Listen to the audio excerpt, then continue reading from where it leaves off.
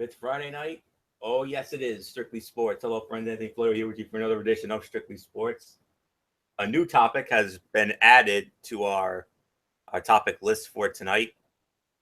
We're going to preview a big boxing fight that's going to be coming up. Um, that'll be near the end of the show. But before we get into our docket for tonight, very exciting news that came out of the Strictly Sports desk this past week, and very exciting future content that I honestly cannot wait until the end of the show to get into because it's very exciting. So mark Friday, August 11th on your calendars because on that night, believe it or not, that's going to be our season finale of Strictly Sports. Here's why. The following week, Friday, August 18th, we're going to preview NXT TakeOver Brooklyn 3 and the 30th annual SummerSlam. And then the following week, Friday, August 25th, we're going to preview the mega fight that was just announced this past week. Floyd Mayweather, Conor McGregor. We're going to get into that preview show, special edition of Strictly Sports on Friday, August 25th. So, very exciting feature content coming up here on Strictly Sports. So, circle all those dates down, and we hope you'll join us for all of that. So, now let's get into the new topic that Derek has added to our docket this evening. MF is going to preview the fight between Andre Ward and Sergey Kovalev.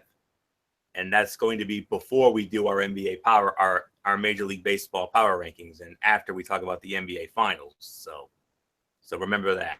So I think I've pretty much covered the big announcement. So I hope you all circle it down, and I'm hopeful of getting some big names for that August 25th show. I reached out to Jimmy Alden. I reached out to our other good friend Lindsay McCormick, see if she'll join us, but see what happens. You never know. So with all that being said, let's dive right on in. We have a new head basketball coach at Ohio State on the men's side. His name is Chris Holtmann. Chris Holtmann, as you know, used to be the head basketball coach at Butler. I believe he was the guy who replaced Brad Stevens when Brad Stevens went to the Boston Celtics. So let's dive right on into this. So yeah, Ohio State's gonna be paying him more than $1 million per year, and I'm just gonna try to find the information that I can. So okay. All right, so this is what we know. Ohio State, new Ohio State men's basketball head coach Chris Holtmann will be paid $3 million annually through the 2024-25 season, according to a non-finalized copy of his contract. Holtmann will receive an $850,000 base compensation with $1.315 million for media-related matters, $825,000 for apparel, and $10,000 for appearances with Coca-Cola. If Holtmann leaves Ohio State prior to spending 4 years with the program, he will have to pay back the university $3 million for every year of his contract he did not complete. Departing from the program after the 2021-22 season will require Holtmann to pay the university a total equal to the sum compensation of his 3 assistants for each year not completed in his contract. Contract also states that Ohio State will reimburse Holtmann for any expenses incurred during his termination of his contract at Butler due to acceptance of the head coaching position at Ohio State. University spokesman clarified to the Lantern that Ohio State will reimburse Holtmann for his buyout from Butler, which the Dispatch reported was an expense of $2 million. Has the potential to earn additional compensation if Ohio State reaches certain thresholds. He would earn $20,000 if the Buckeyes are the Big Ten regular season champs or co-champs. If the team wins the conference tournament, he would make $40,000. If the Buckeyes participate in the NCAA tournament, Holtmann would receive $40,000, earn an additional $20,000 if Ohio State makes it to the Elite Eight, and another $20,000 for the Final Four. And if they win the national championship, $100,000 bonus. So those are just some of the logistics that came out of that, and so yeah, big hire indeed. I mean, he had some good years at Butler, obviously, and yeah, this went down about a week ago, I believe, and it was after a search that was longer and certainly crazier than expected. They found their man.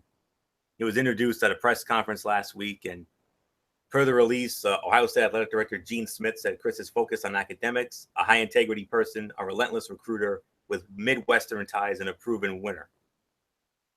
Holtmann was not Ohio State's first choice, as the Buckeyes went after Sean Miller, Chris Mack, and others, and then got turned down by Creighton's Greg McDermott after he was reportedly offered the position. But all of that will be forgotten if Holtmann is successful in Columbus, and based on his background, there's good reason to think he will. He got a healthy contract. Multiple reports indicate he'll be getting an 8-year deal worth $3 million a year. Holtmann has done a solid job at Butler, racking up a 70-31 record over the last 3 seasons, each of which resulted in a trip to the NCAA tournament. Last year, the Bulldogs earned a 4 seed, their highest in program history, en route to a Sweet 16 appearance. He was also recognized as the Coach of the Year by CollegeInsider.com last season. A particularly impressive award, given that it included coaches in D1, D2, D3, and NAIA. Prior to working at Butler, Holtmann was an assistant at Ohio and the head coach at Gardner-Webb. Holtmann is not a huge name, but he has a ton of success recruiting the Midwest, including Ohio, and has won a lot of games in a difficult conference. After the way this search has gone, that has to be considered a win for the Buckeyes. And I mean, he's also named his coaching staff, and yep, most important things. There are 2 most important things out of this. He can recruit and sign out of state 4 stars, and he coaches up his players to not be one-dimensional. I don't have a problem with this hire because it's going to be interesting how the fans will react if he has a rough first year or 2. I mean, he's replacing Thad Matta, and we all know Thad Matta had a lot of success at Ohio State, including a national championship game appearance in 2007. So he's obviously got a lot of high standards to live up to. And after the very good body of work he had at Butler, I don't see any reason how he can't succeed at Ohio State either. So I'm definitely fine with the hire here. I mean, it's a great hire for them. And yep, it was a week ago. And he has an overall head coaching record of 114-85. I mean, he started as an assistant with Geneva, 98-99. Went to Taylor, 99-03. Assistant at Gardner-Webb from 03 to 08. 08 to 10, he was an assistant at Ohio. Then he had the head coaching job at Gardner-Webb from 2010 to 13. An assistant under Brad Stevens at Butler at 2013-14, and then 2014 through this year with Butler, and now with Ohio State. And so there you have it. I think I have all the information here. So we wish him the very best at Ohio State. I mean, he's got big shoes to fill. Like I said, Thad Matta. We all know the very very successful body of work that Matta had. So I think he's definitely up for it. So congratulations, Chris Holtmann. Best of luck to you in Columbus when the new college basketball season starts in the fall. So MF, Michael Fletcher, let's bring you on in. Chris Holtmann, our new men's head basketball coach at Ohio State. I think he's up for the challenge. What about you? It's going to be a good hire, but the thing is that the Big Ten is a really tough conference to win, especially now. You know, you got powerhouses like Indiana, Michigan State, Michigan. You always got to remember them, always in the mix, year in and year out. Plus, you got Maryland. And I know Maryland's been on a downturn, but remember, they're former national champions as well. They used to be part of the ACC. So we know. So as for me, I know Maryland very well. and the success that they have in college basketball. So for Ohio State, you got a lot of success in the college football program. You want to replicate that in college hoops. It is a little tougher, because like I say, you do got some powerhouse there. And sometimes a change in the head coach is probably what the doctor ordered. And hopefully this is the jolt that they need to make them take that next step, because they're a pretty good team. I'm not calling them a cupcake or a slouch by no stretch of the imagination. It's just like I said, there's a few powerhouses in that conference. So it's, like you said, are they willing to give them the opportunity of the first couple of years? Because normally the first couple of years you go through what we call growing pains. Hopefully Columbus is willing enough to let this coach get the opportunity, and if they do, then I think they'll be just fine. Because remember, Ohio State is no joke. I remember they made a deep run in the NCAA tournament one year. I think they went all the way to the Final Four in one year. I don't remember what year it was though, but I think Ohio State made the Final Four. So they want to get to that opportunity again. They feel that urgency that, hey, we're right there. We put a couple of good pieces around us. We're going to make a deep run. So we'll see what happens. This is definitely a wait and see type hire. Michael Bullock, I'll pass it off to you. Yeah, I mean, an interesting hire here. Yeah, I mean, obviously, Ohio State University needed a change. I mean, because last couple of years, I mean, it really hasn't gone Ohio State's way, and I mean, and the athletic director at Ohio State felt like this was the time to make a coaching change, and yeah, hopefully this will work out for them. And not only that, but Michael Fletcher even said it: if you can put some pieces together in this for Ohio State, they could be right back in contention, not just for a Big Ten tournament title, but back in the NCAA tournament picture. So yeah, I mean, but definitely, I mean, Thad Matta during his tenure there was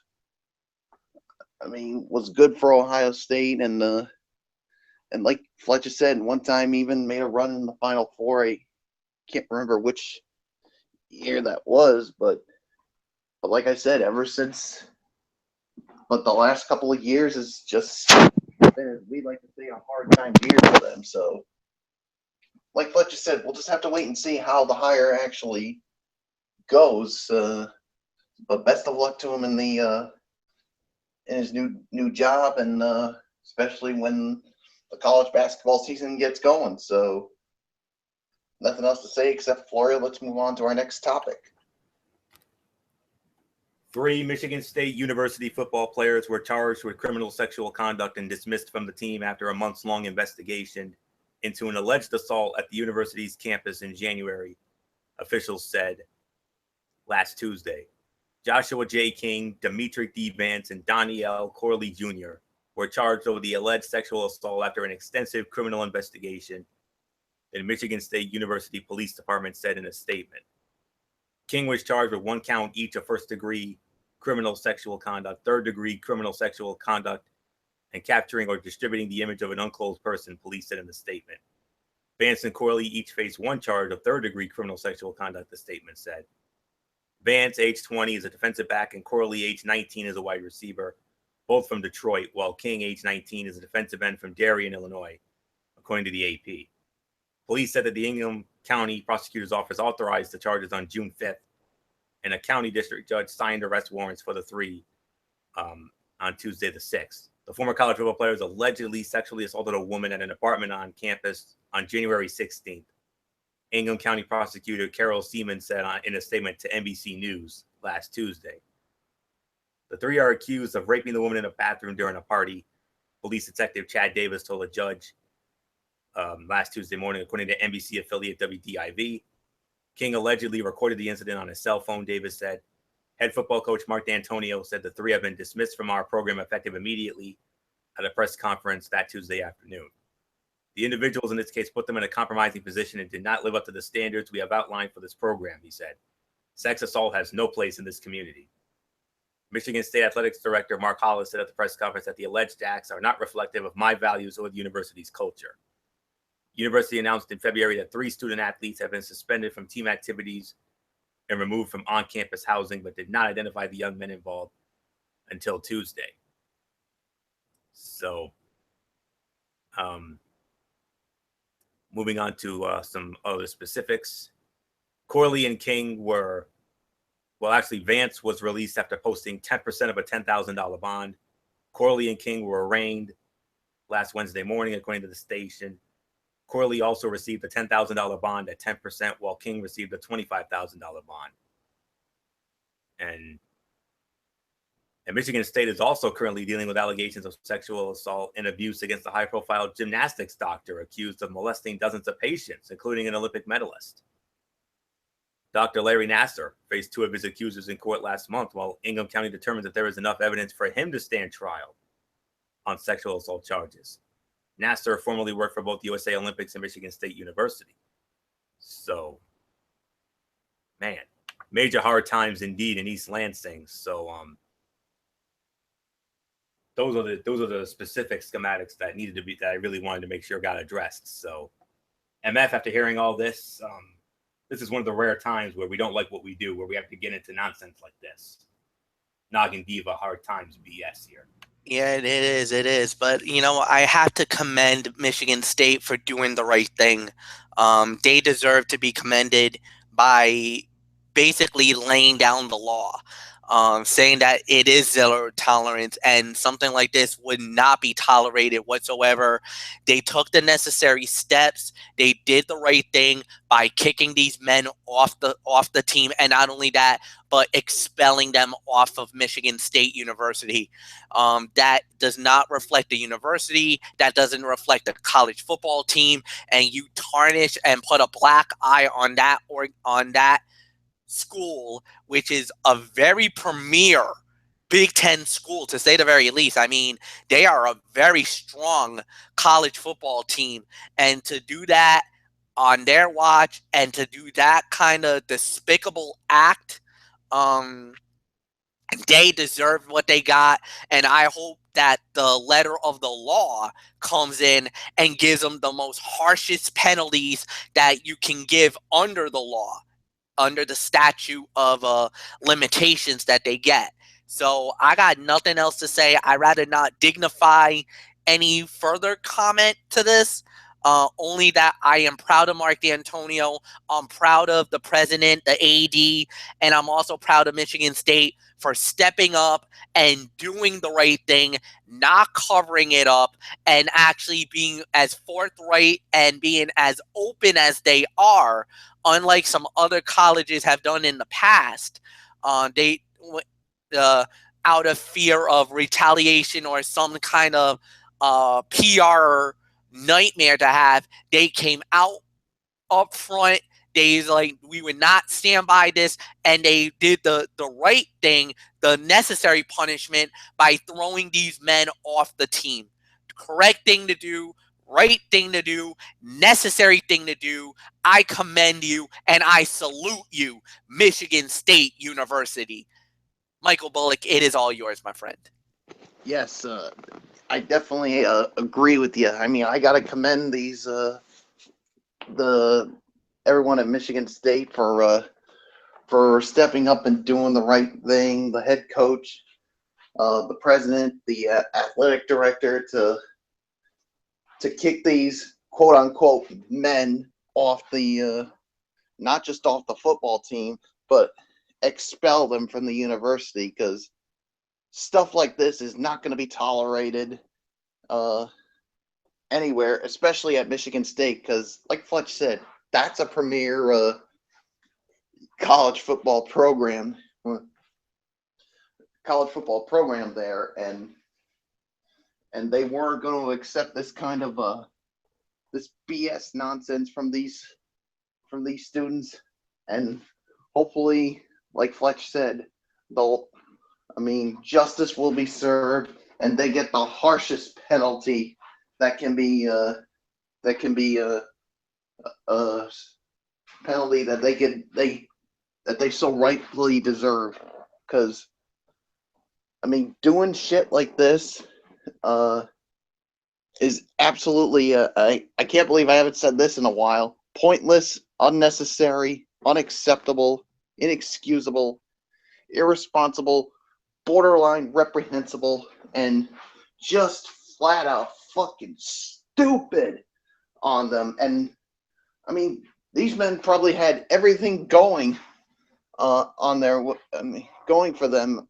Being with a great program like Michigan State, and then to do this sickening act, you guys are nothing more than a bunch of fucking monsters as far as I'm concerned. When I first heard of this, I was literally sick to my stomach, and for them to do this, it's like I said, it's just stupid. And Florio, you want to know what happens when people do stupid, idiotic stuff like this? What happens? To those Michigan State guys who did this stupid, idiotic thing, you just made the list. Bada boom. And that's the bullet list of noggin divas who can't. To those men who, for this sexual conduct act that they pulled, in the immoral words of fucking Ren and Stimpy, you fucking idiots. Done, finished, Florio. Please, if you want to get into it, be my guest. I'm done with this nonsense. Yeah, I'm just gonna make it short and sweet. I 100% agree with you guys. You said everything that needed to be said. I can't follow that. So the only thing is they're not men. They're cowards. That's all there is to it. They're cowards, stupid idiots, mutton heads, and they're you know what? They're monsters, all right. Yeah. Sexual monsters. Sexual predators. So I can say on that. So and hopefully these cowards get punished to the fullest extent of the law, and hopefully they get registered as sex offenders. Amen to that. Amen to that. So, well, easy. Hold on. I just want to say easy on that, because the only way you get registered as a sex offender is if it was with an underage girl. Mike, there's different levels of misconduct and everything about that, because in order to be registered as a sex offender, you must do rape with a minor. Only way you actually get. I'm sorry about that. No. You don't. You had every right. I'm just letting you know. I'm being the law and order. I'm pulling a Derek Ferreira here. Derek would have had to let you know the heads up about it as well. I'm not. This is not like Aaron Hernandez all over again. I'm just giving you the heads up. Just saying that you have every right to say it, but under the law, unfortunately, they won't be allowed to register as sex offenders, because if the victim is over 18 years old, which I think this is, then they can they could go to jail. They just can't register as a sex offender. I believe if you actually have, if this was rape of a minor, or you have inappropriate thing with a minor, then you have to register. I don't think under these guidelines, you have to register as a sex offender. Then it's definitely jail time for them.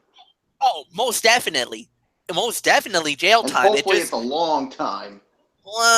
Again, it also depends on how the charges are and what is the extent of the alleged rape, because of course, there's always that innocent until proven guilty thing. So we can't just say that they're guilty or not, because let's not jump ahead of ourselves, because there was an incident that happened at a university like this, and everybody remembers that. That's the Duke lacrosse. Oh yeah, and we all know what happened there. Okay. So especially if you watch that 30 for 30 special, which I have had the chance to see, and it was a great story and breakdown of how everything came about, and everybody was all jumping on these Duke lacrosse players, believing they raped this woman when it turned out the evidence said that they didn't do anything. Yep. So, and it was just some devious moves by that district attorney guy, Mike Nifong. Yeah. So let's just pump the brakes. Let's hold on. Let's wait until they have their day in court. And then once we hear all the evidence, then at that point we can say yes or no. But right now, until then, I'll openly admit, I will openly admit, it does not look good for these men. Absolutely not. Right now, it does not look good for these men. But I will say this: I know for Michael Bullock, he was wondering if they could register as sex offenders. No, they cannot. However, if they are convicted, then they are definitely looking at some serious jail time. Now, again, I don't know what the laws are in Michigan. I don't know what the full extent of it, and I don't know, like, charges-wise, because I think, Anthony, you said there was a first-degree sexual assault and then third-degree. Third-degree, I think you're going to be doing maybe a year in jail or something like that. If you do first-degree, I think it's 10 to 20 years. So that's why that's a severe penalty if they're found convicted. Again, we got to wait and see what happens, but you know, they'll have their day in court. But I'm with you guys. I want to see full extent of the law, but if these guys are found innocent, well then and then the shoe's on the other foot. Then we got some apologizing to do.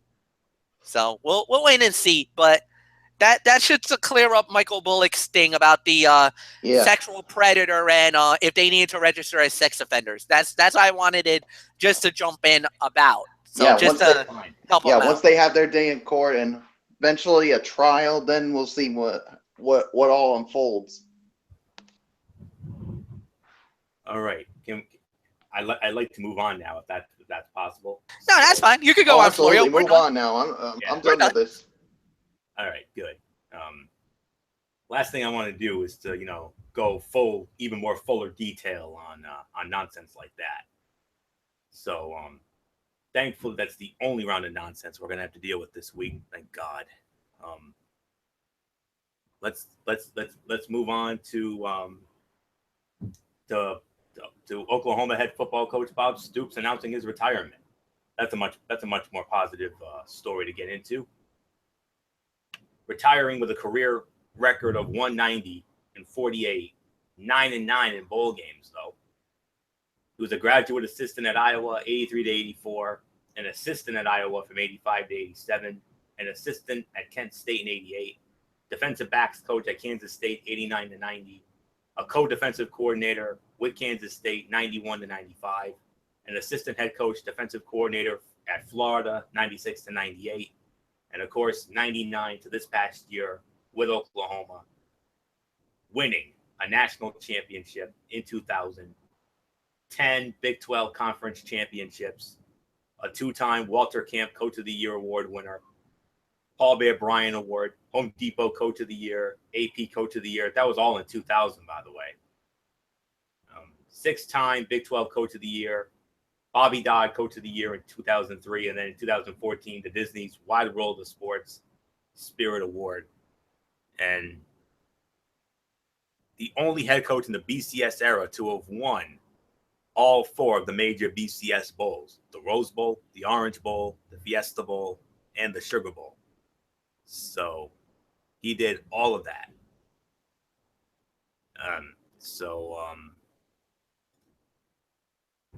So yeah, looking at all of the information here, yes, that is in fact confirmed. First year on the job, well, his second year on the job, that national championship that came in the Orange Bowl. The Rose Bowl win was 2002 season, and then the Fiesta Bowl 2010, and then Sugar Bowl this past year. So a remarkable career indeed. So Michael Bullock, let's start it off with you here. Don't go down the accomplishments. I already went down that. We'll be here all night if you do that. So just give us your thoughts, Bullock, on the outstanding career of Bob Stoops. Don't mention the accomplishments. I already did it. So just your thoughts, Bullock, please. Yeah, what a career for Bob Stoops, especially at Oklahoma. I mean, when he first came about and when he was named coach back in '99, I mean, we didn't know what to expect of him, and like you just said, I mean, all he did was win 190 games for them, and including, of course, one national championship and 10 Big 12 titles for them, and some of the biggest names and that has come out of that school since he was the head coach. I mean, a lot of big names. I mean, Adrian Peterson. I mean, so many of them. I could go down the entire list, and DeMarco Murray as well, and Sam Bradford, and man, I mean, they became like one of the premier colleges in college football, and I mean, he's the reason why Oklahoma basically became that one of the most dominant teams in college football, and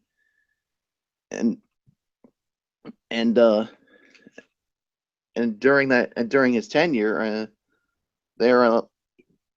his team, the Sooners, went 11-7 against their rivals, the Texas Longhorns, including a 5-game winning streak from 2000 to 2004,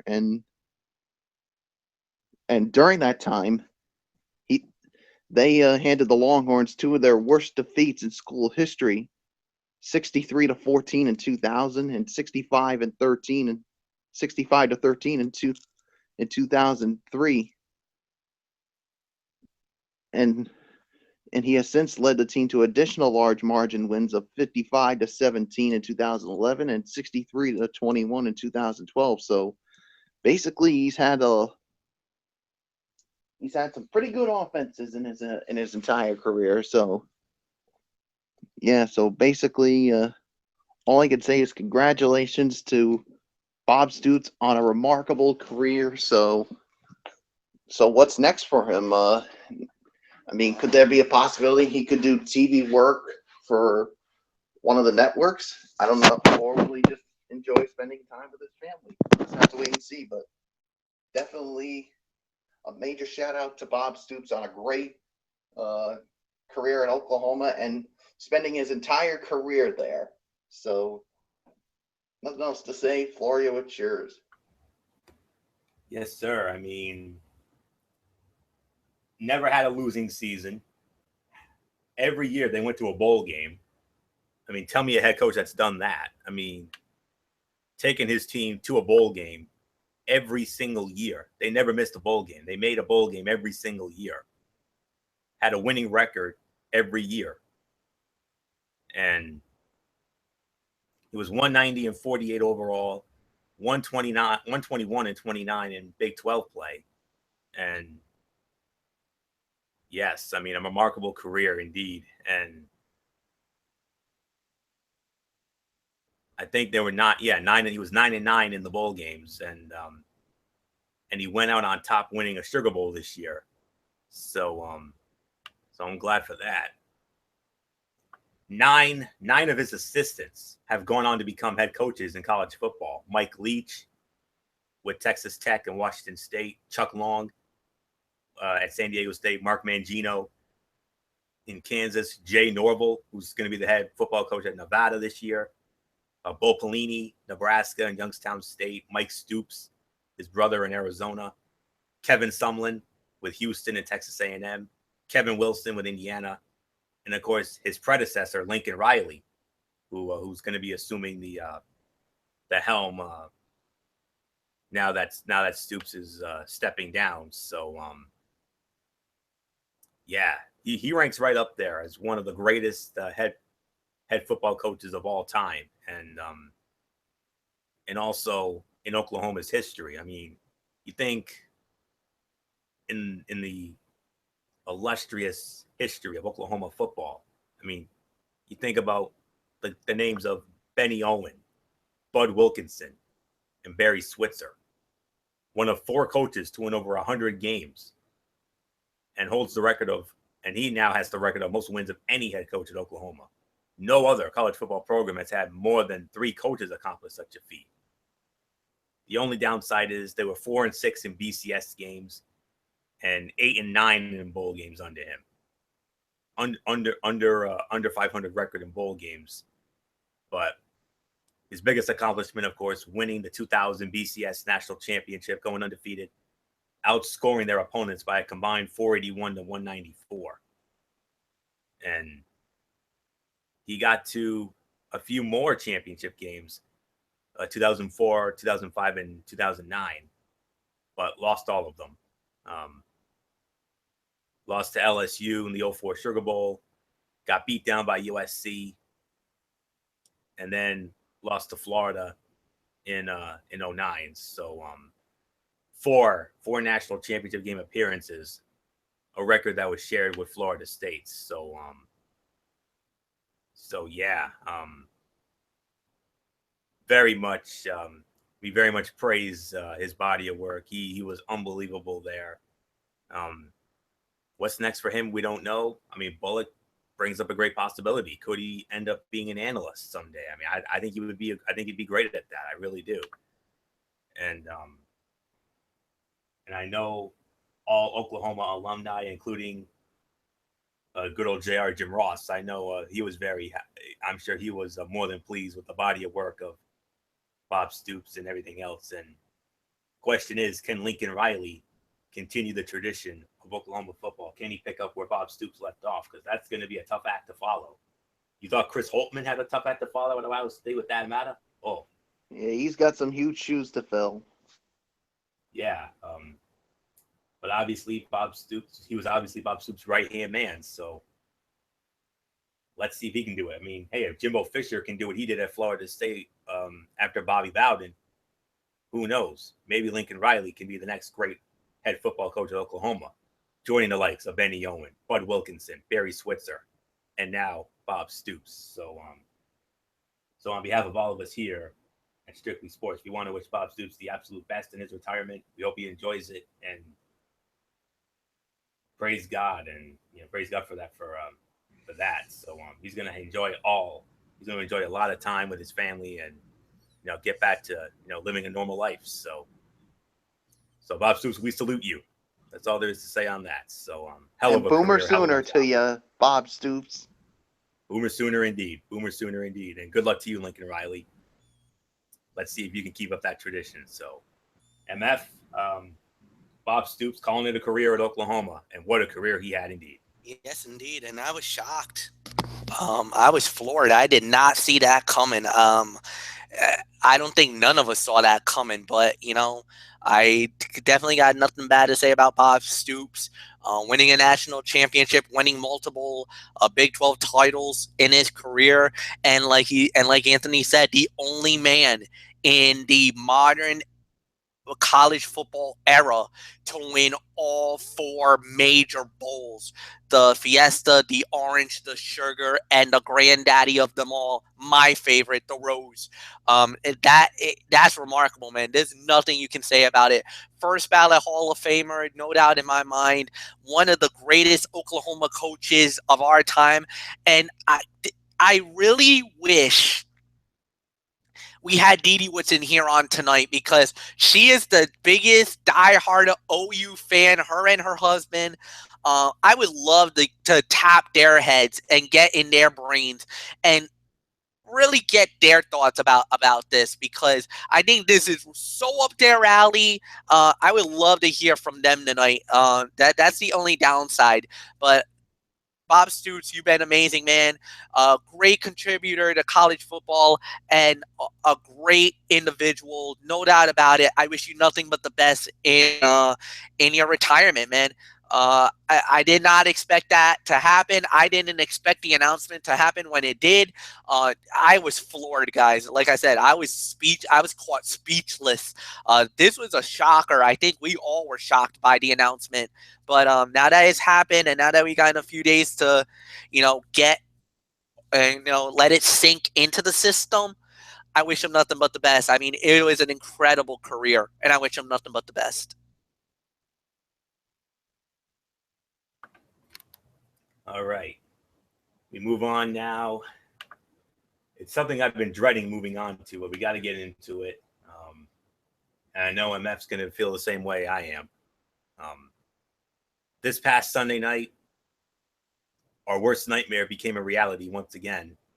The Pittsburgh Penguins are once again, I should say the winners and still Stanley Cup champions, unfortunately. And you know what that meant? This past Sunday night, we had to sit through, yet again, another Gary Bettman, Sidney Crosby love fest. Ugh, God. Yep, and that pretty much sums it up right there. I mean, that's pretty much how I felt as well. I mean, man, Game 6 was so exciting. It really was. It was on its way to being a 5-star classic with Shakespearean drama at its finest until Patrick Hornquist at 18:25 of that third period. Lucky bounce fluke goal that was being reviewed for possible goalie interference, but not enough evidence to overturn it. It was ruled a good goal. And then what made it even worse, our old friend MF, our old friend Carl Hagelin put the dagger in. Ugh, our old buddy Carl Hagelin. Oh man, that made me sick. 2-0. Pittsburgh goes on to win it all, and surprise, surprise, the Golden Boy gets his Conn Smythe trophy again. Sidney Crosby, 8 goals, 19 assists, 27 points total in this playoff year. You could have made an argument for Evgeny Malkin, who had 10 goals and 18 assists to lead all playoff scorers with 28 points. Kessel, you could have made an argument for Kessel. I mean, he had 8 goals, 15 assists with 23 points. And you also could have made an argument for Jake Gensel, who led all playoff scorers with 13 goals and had 8 assists. But they ultimately gave it to Crosby. Marc-Andre Fleury was 9-4 with a 2.56 goals against and 2 shutouts. And Matt Murray, 7-3, 1.80 goals against and 3 shutouts. Just some of the notable stats of the Pittsburgh Penguins during this playoff run. In the first round, they defeated the Columbus Blue Jackets in 5 games. And then back-to-back 7-game series against the Washington Capitals before a 6-game series win over the upstart Nashville Predators to win their 2nd straight Stanley Cup, 5th overall. And they won all 5 of them on the road. In 91, they won it in Minnesota. 92, they won it in Chicago. 2009, they won in Detroit. Last year, they won in San Jose. And this year, they won in Nashville. So that makes it 2 in a row, 5 overall. And unfortunately, this is really going to make me sick to my stomach. They're on their way to becoming the next dynasty in the NHL. Where we all thought it was going to be the Chicago Blackhawks. No. Pittsburgh Penguins are clearly on their way to being the next dynasty. I mean, they've won 2 in a row. I mean, Gary Bettman, of course, you saw how giddy he was. Come on, let's not kid ourselves. So, yeah. But let me just say it like this now. You may have it now, Pittsburgh, but now you're about to bring out ridiculously over here. It's open season now. We all get a shot at you now, Crosby. We all get a shot at you, Pens. We all get a shot at you, including the all-new Vegas Golden Knights. They get a shot at you. New York Rangers. Everybody get the shot. And my Boston Bruins. Damn right, Bullock. You have Bruins as well. We're coming for your asses. You damn right. And of course, the odds makers, of course, have appointed them as the odds-on favorites to win it all again, of course. Because, you got to go with the champs, of course, I understand. But 9-1 odds for the Pittsburgh Penguins as to repeat as Stanley Cup champions. And looking at the opening lines, Pittsburgh Penguins right up there, and the Edmonton Oilers, believe it or not, are in this list. So are the Washington Capitals, Tampa Bay Lightning, Anaheim Ducks. Penguins 9-1 favorites. The Oilers, Capitals, and Lightning are all 12-1 favorites. The Ducks, Predators, and Blackhawks at 14-1. If you're wondering, the New York Rangers came in at 16-1. Bullock, your Bruins came in at 33-1. And who's the biggest long shot? No big surprise. It's the Las Vegas Golden Knights, obviously. They're the odd team out, 150-1. But of course, the Penguins are the odds-on favorites going in. So yes, we're gonna have to show them the lovin's here, because they won it all again. So congratulations, even though we're not really all that thrilled about it. Congratulations to the Pittsburgh Penguins, their head coach Mike Sullivan, the owner Rutherford, general manager Jim Rutherford, Mike Sullivan, the coaching staff, the players, and the fans. I mean, the fans, another championship for the city of Pittsburgh to go with the Steelers Super Bowls and the Pirates World Series. And they've won 2 in a row. Of course, they're the odds-on favorites to win it all again. So a great way to honor their 50th anniversary. I mean, no better way to honor it than winning it all. So, but remember this, though. You may have it for now, guys. But remember, like I said, it's open season. Everybody gets a shot at you boys next year. And I mean everybody. It starts in October. Mm-hmm. Yep. You started up in October. And MF, before I give it to you, I'm just going to say it like this. I'm going to pray right now to the hockey gods out there. Please, anybody but the Pittsburgh Penguins next year. Anybody. New York Rangers. New York Rangers. Well, of course, the New York Rangers, obviously. Boston Bruins. Chicago Blackhawks. Hell, even the Washington Capitals. I don't care. No, anybody. Not Washington. Yes, even Washington. That's how bad I don't want to see this team win it again next year. I mean anybody. Dude, I'd be sick if Washington wins it. I wouldn't. I know. For you, that'd be fine. But no, if Washington wins it, I'm griping, man. I'm throwing my controllers going out the window. Fair enough. But because as much as I despise the Penguins, man, I despise the Capitals equally. I do too. But with me, Pittsburgh is the team on my hit list, number one. Mm-hmm. So. That's all I can say. And so help me God, if I have to sit through yet another Gary Bettman, Sidney Crosby love fest next year. Sitting through 2 of these are bad enough. Don't make us have to do it again next year, please. That's all I can say. So anybody, New York Rangers, Boston Bruins, Chicago Blackhawks, Washington Capitals, hell, Vegas Golden Knights, I don't care. Anybody but the Pittsburgh Penguins. Done, finished. MF, your thoughts. My goodness. It's on, man. I'm going to say this. There's only one person that actually is celebrating over this, and that's actually the First Lady of Strictly Sports, Kaiser Marie Butler. She's actually a Penguins fan, Florio, and she's going absolutely ballistic right now. She's so happy to see the Pittsburgh Penguins win the Stanley Cup, and lo and behold, because she's in love with Sidney Crosby. Ugh! I know. I almost just the mere thought of that just makes me want to barf. But there's nothing you can say about it. Look, great run by the Penguins. They deserve to win it. Through the minefield that was the Metropolitan Division, especially this year. The Metropolitan was really, really, really loaded. I mean, you had literally 4 teams almost at 100 points the whole in the whole breakdown. And if you think about it, they were literally the top 4 teams. 4 of the top 5 spots were all Metropolitan Divisional teams. You know, with Washington number 1, the Pittsburgh number 2, Columbus number 3. I think Montreal was the 4. New York Rangers were the number 5. That's 4 Metropolitan Divisional teams. I mean, and they went through that minefield, you know, to dispatch Columbus in 5 games, then a 7-game war against Washington, a 6-game war against the Ottawa Senators, just to get to the Stanley Cup final. I mean, it is unbelievable what Pittsburgh did.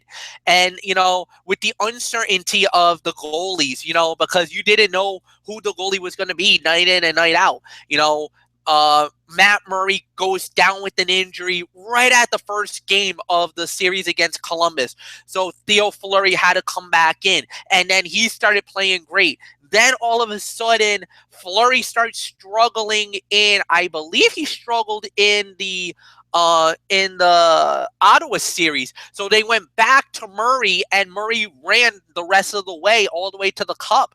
But there was a couple of games where he really got blitzed in the Stanley Cup final. And a lot of people were thinking, was it Theo Fleury's time? Was Marc-Andre Fleury gonna come back one more time to save the team again?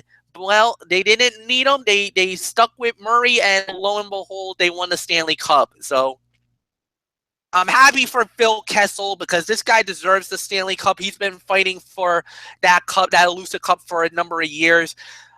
I could care less about Malkin. I seriously don't give two you-know-whats about Crosby. I could say a whole bunch of things about Sidney Crosby, but if it gets back to Kaiser Butler, she's going to beat me up for that. So I'd rather not stir the pot with her. But, you know, even my boys and my hockey crew, the 2184 crew, we're all ticked off that Pittsburgh won the Stanley Cup. Florio, you're not the only one. So for all the guys out there, I love you guys. We know it. Screw you, Pittsburgh. Up the you know what. Yeah, you won the Stanley Cup. We'll shake your hands, but then when we turn the back, we're flipping the middle finger at your asses too. So bleep you, Pittsburgh. Congrats on winning the Stanley Cup. I don't care. La-di-da. Bullock, it's yours. Hey, you're not the only one who. Hey, you two aren't the only ones who don't like the Pittsburgh Penguins. I don't like them as well. And I mean, yeah, you could say,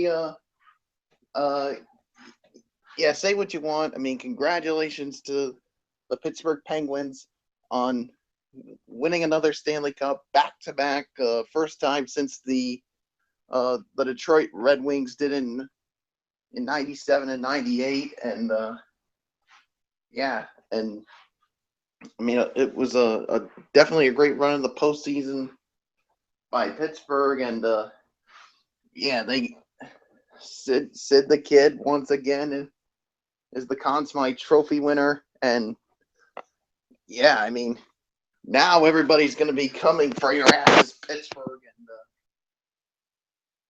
And you know what? I mean, Kaiser Murray Butler may be hearing this right now, and I know Fletch is not going to go there with some of the things he has to say about him, but you know what? I don't give a damn. If Kaiser Murray Butler wants to come at me for some of the things I'm about to say, be my guest. I don't care. I mean, Evgeny Malkin, I mean, I could give two shits about him, and especially Sid the Kid. I mean, he's been kissing the ass of Gary Bettman the entire time. I mean, what a loser. I mean, he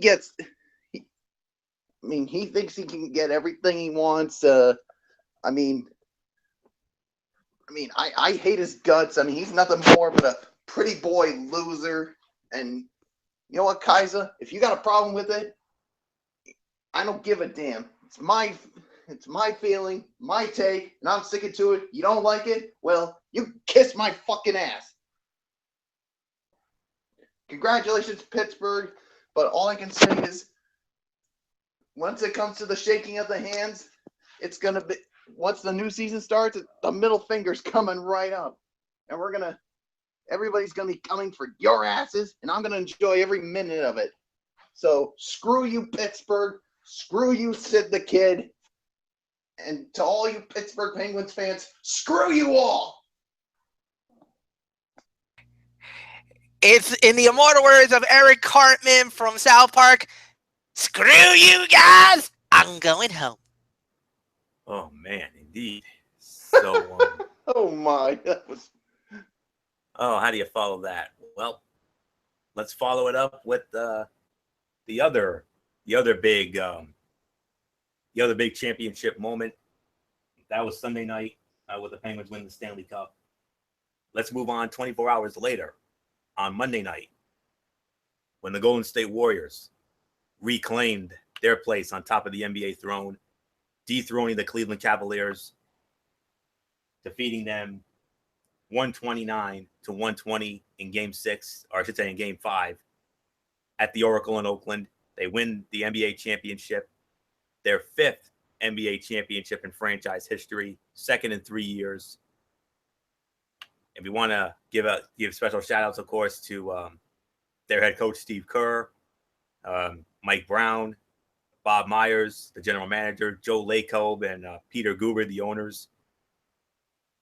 A regular season that went 67-15. Pittsburgh was 50-21-11 during their regular season. The Warriors had the best record in the NBA at 67-15, and just absolutely dominated.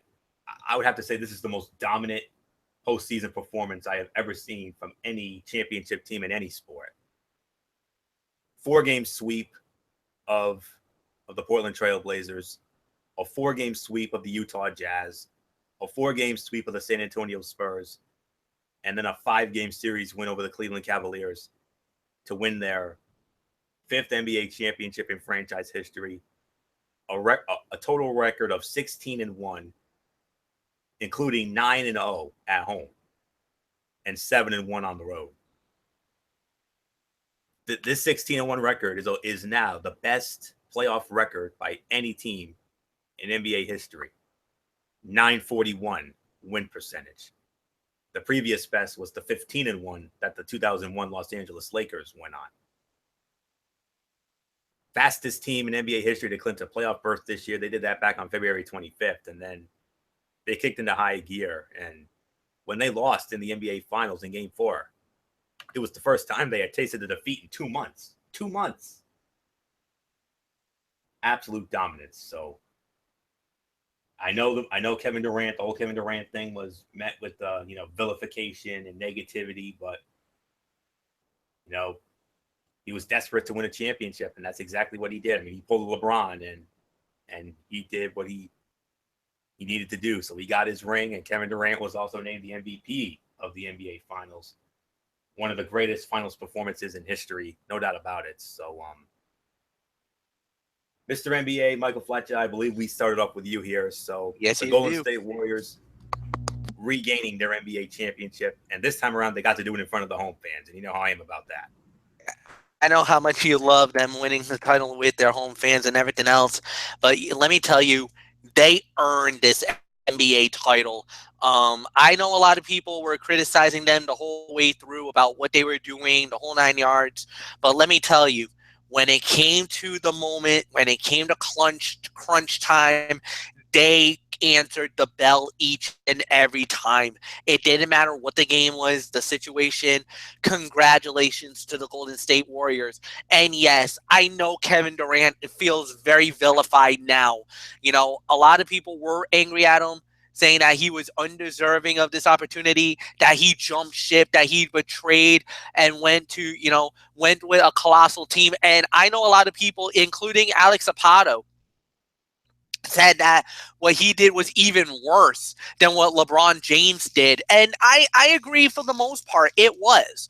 But when you win an NBA World Championship and get that proverbial monkey off the back, it kind of subsides everything else. But not only that, but the way he played, especially in the NBA Finals, there is no doubt in my mind right now that Kevin Durant made the right decision, did it for himself, did it for his mother, and did it for his family. And you know what? As much as we may gripe and be angry and say, Durant, you're like another LeBron or anything else, at the end of the day, we're the ones that's eating the crow because he's now and forever will be an NBA world champion. Nobody is ever going to take that away from him.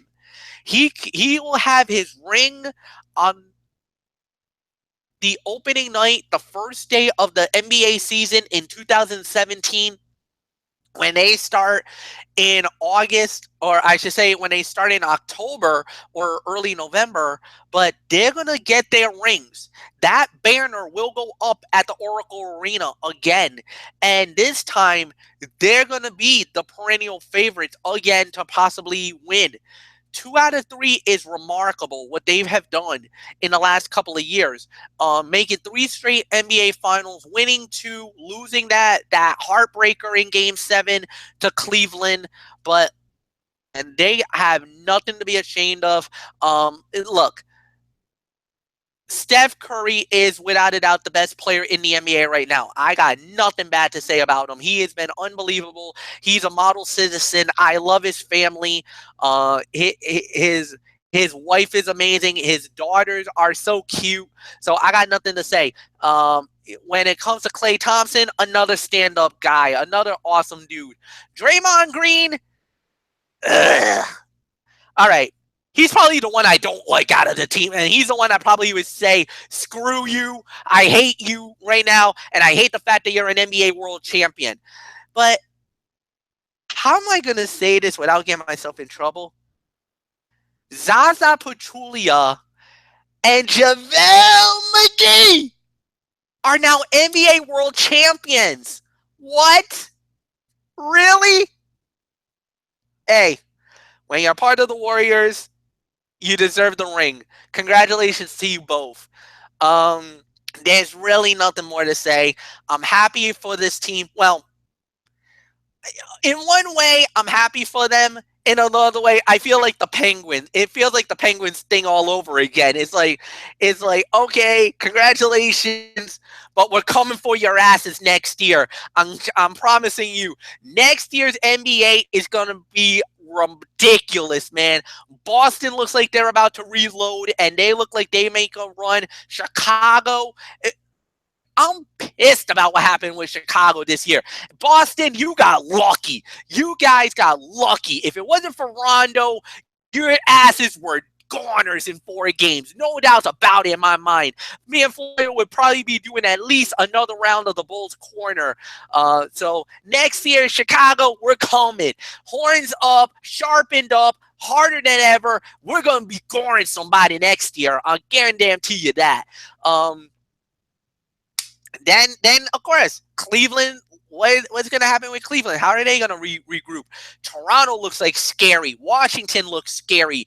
Miami, who knows? Out west, yeah, you're going to have Golden State as the champion, but you got a lot of beef over in the west, man. San Antonio, I'm telling you right now, y'all, the Spurs are coming after the Warriors, and they have a gripe because if it wasn't for Kawhi Leonard going down, this could have been a whole different series, ladies and gentlemen.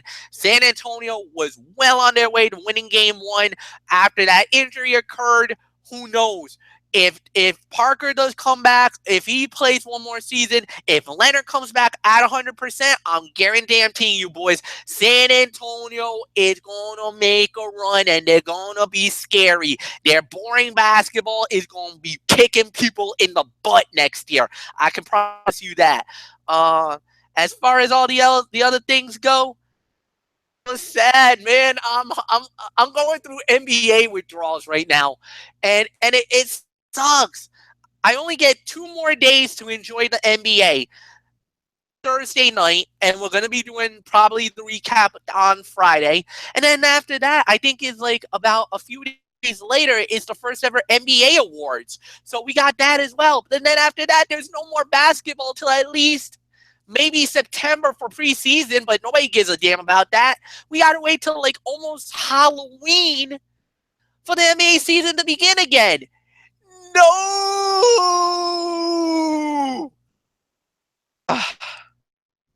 I'm sorry. I'm tapped out. But like, just go, please, before I cry on air. Oh my goodness. I don't know how the heck am I going to follow that, but yeah, I mean, yeah, congratulations to the Golden State Warriors on winning the NBA championship. I mean, one of the most dominant postseason runs I have seen in quite a long time. I mean, only one loss the entire postseason, and that came in game 4 of the NBA Finals in Cleveland. And other than that, I mean, they breezed through the first round. They breezed through the semifinals. They breezed through the conference finals, and it only took them 5 games to dispose of the Cleveland Cavaliers, and it finally basically got rid of the demons from last season, where when they had that 3-1 lead in the NBA Finals, and we all know what happened there.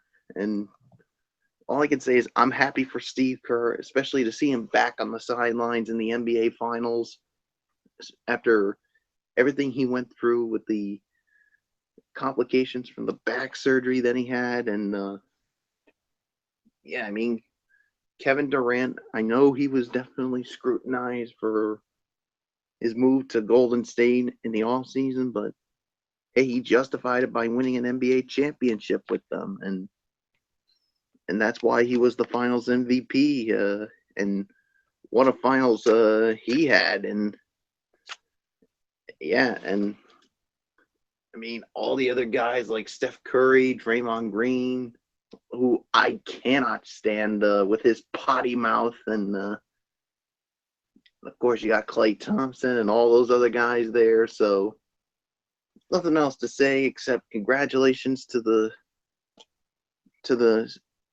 Golden State Warriors, second NBA title in 3 years, and definitely the odds-on favorite for next season. So nothing else to say. Florio, it's yours.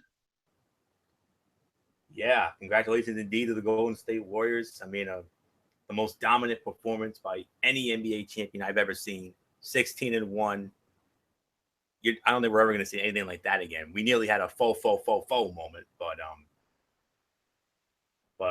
the league and the refs obviously had an issue with that, and that's why we had that most controversial game last Friday night. But it's water under the bridge, and the series ended Monday night, and I'm glad they got to do it in front of the home fans this time around. And it's the first time we've seen that in 3 years. San Antonio, when they won it in 2014 against Miami, that was the last time we saw an NBA championship won at home. So yeah. Say what you want about it. I mean, Derek Ferreira did a video on this earlier today, talking about super teams and in the NBA, and coming off of that another outstanding 30 for 30 on ESPN, that Celtics Lakers 30 for 30, which I heard has gotten rave reviews, and I certainly can't blame him for that. And check out that video that Derek posted earlier. But anywho, as far as who are the odds-on favorites to win it all, of course, Golden State is right up. Of course, it's Golden State and Cleveland. I mean, Golden State opening up at 5-6 to win it all again. Cleveland 4-1. How about this, Michael Bullock? Your Celtics are at 11-1. They came in at number 3 on the list. So maybe something bright to think about there. and San Antonio 15-1, and then rounding out the top 5 was Houston at 25-1. So, in case you're wondering, MF, you're not going to like where they had Chicago. They have Chicago as one of the long shots. They gave Chicago 150-1. So that's not They're good. doubting us again. They're doubting us again. Yep. But when it comes to the top 5, it's Golden State, Cleveland, Boston, San Antonio, and Houston. They were the top 5 when it comes to favorites to win the NBA championship next year, with, of course, Golden State and Cleveland leading the way. So I wouldn't be surprised if we get yet another final with these two next year. I wouldn't be surprised if we get Cavs Warriors 4 next year, even though we're kind of starting to get a little sick and tired of it. We're hoping we get at least some parity next year. So, but like Derek said in his video earlier, as long as we have these super teams, that's not going to happen. And he said that the NBA used to be fun to watch, and I agree. So, but like I said, check out Derek's video. I mean, it's a must-watch video. I watched it earlier, and I agree with just about everything he said. So that's really all I can say on that. So Golden State Warriors, well done, job well done. That was most definitely the greatest championship postseason performance I've ever seen from any team in all the years that I've been watching / covering the NBA. So well done. We salute you. So that's all I can say on that. So now, well, actually, there's one more thing we have to do before we get into the power rankings. Derek Ferreira wanted MF to address this. He messaged me on Facebook earlier this evening, and he wanted to make sure MF got into this. I guess there's going to be a boxing match tomorrow night. Andre Ward against Sergey Kovalev, MF. Oh, yes. It is a rematch from one of the most epic fights I've ever seen a few years ago, and we're doing it all again. You know what? I'm going to use the words from Dan Rayfield from ESPN, so I'm giving him all the credit and the love. And he says this: let's flash back for a moment to last November 16th. It was the T-Mobile Arena in Las Vegas. Then the unified 3-belt champion, world title holder Sergey Kovalev, and super middleweight champion Andre Ward, 2 of the elite pound-for-pound fighters in the world, put on a highly entertained battle. Kovalev knocked Ward down in the second round and looked to control the first half of the fight, but Ward steadily made a comeback. Kovalev began to fade in the later rounds, and at the final bell, for the foremost at ringside, and with the vocal about the fight on social media, Kovalev won by a very close but clear decision. Just scored the fight 114-113, and I agree with that. If it was not for that knockdown in that fight, I actually had Ward winning as well. On my scorecard, I actually had it 114-113, Kovalev winning. Now we are at it again. Kovalev expressed and exercised his right for the immediate rematch. Ward won the fight. Kovalev felt robbed and blamed the judges for the scoring against him because he was a Russian fighter in America against a former Olympic gold medalist in boxing. Ward felt disrespected because few gave him credit for the legit victory. Kovalev asked for the immediate rematch, and now here we. So, what is at stake? Well, it's pretty much this. Andre Ward, who's 33 years old, from Oakland, California, believe he won the first fight. Naturally, he wants to prove that he is deserving of the victory, and basically that he can be known as pound for pound the best fighter in the world. After winning the gold medal in 2004 at the Summer Olympic Games in Athens, Greece, he has done a lot of victories, a lot of good wins. Like I said, he's the super middleweight champion of the world, went up in weight to the 147 to go after Kovalev and try to take the welterweight, take the light, I should say, go up to 295, 205 to go and get the light heavyweight championship. And he did. He got them all. So what's going to be the main thing? It's pretty much, can he get the job done? Can he do what he needs to do?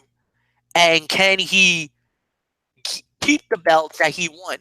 Where for Kovalev, it's all about revenge. It's all about getting the fight that he lost back. This is unbelievable. I can't wait for this fight.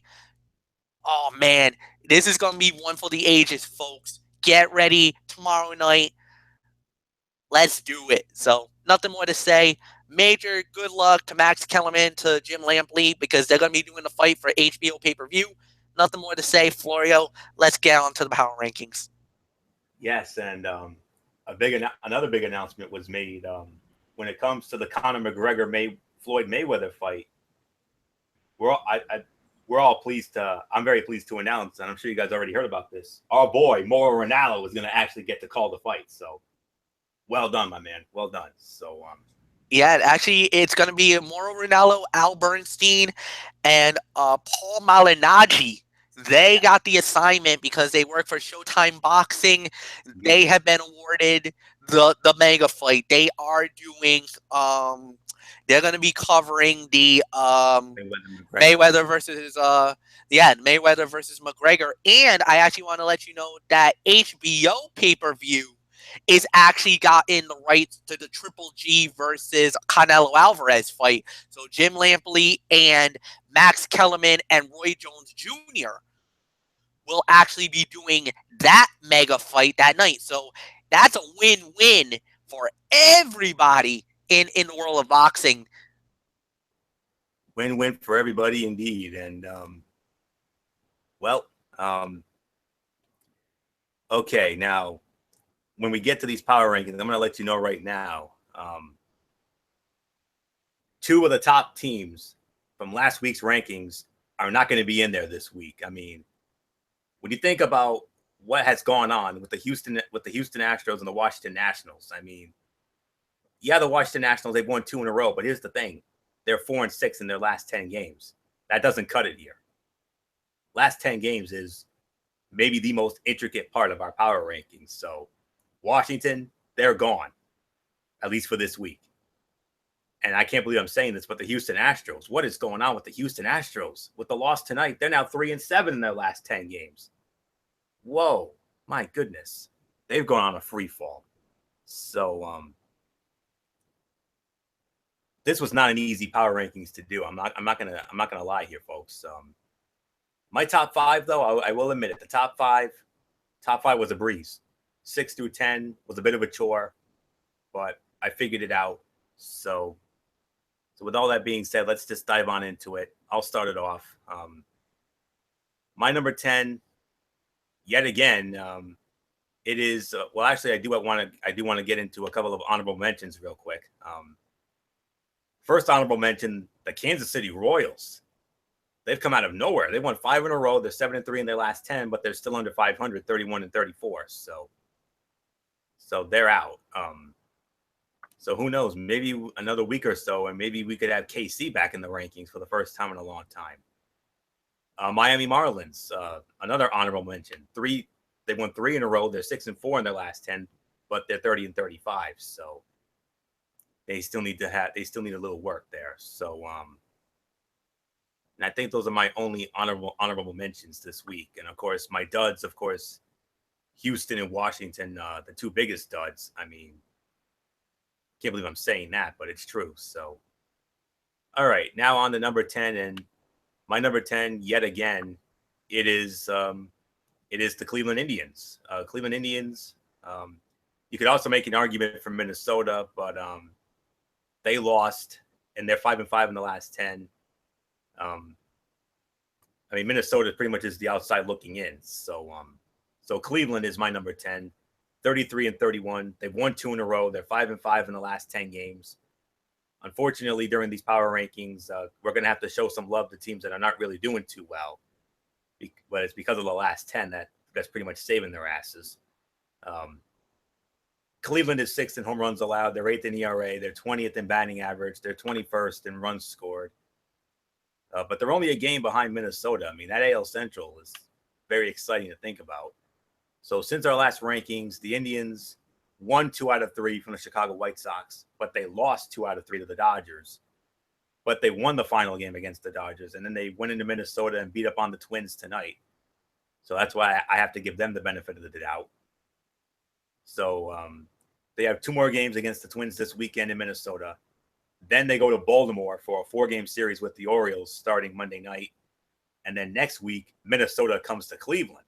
So another huge AL Central and power ranking implication series between the Twins and Indians next week. This week it's Minnesota. Next week it's Cleveland. So with that being said, my number 10, it is the Cleveland Indians. So MF, let's have your number 10.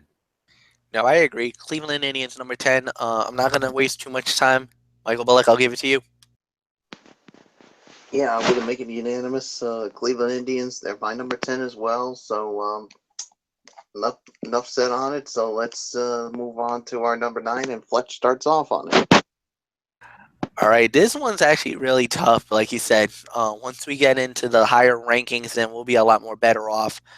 My number 9, I'm going to say this. I'm going to go with the LA Angels of Anaheim. Yes, I know 35-35, 6-4 in the last 10 games.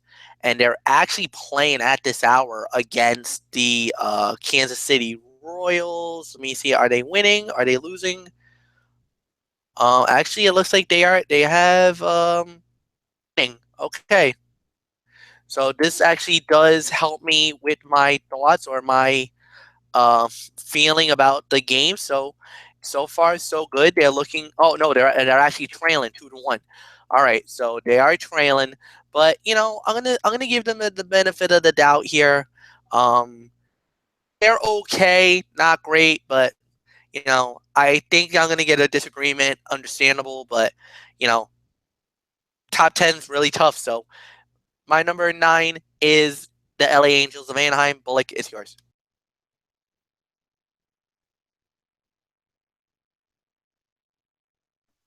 Okay, my number 9 here. Fletcher says was it the LA Angels of Anaheim, and taking a look. Oh, this thing froze up on me. Yeah, I'm actually gonna go with the LA Angels as well. I mean, yeah, they are 6-4 in their last 10 games, and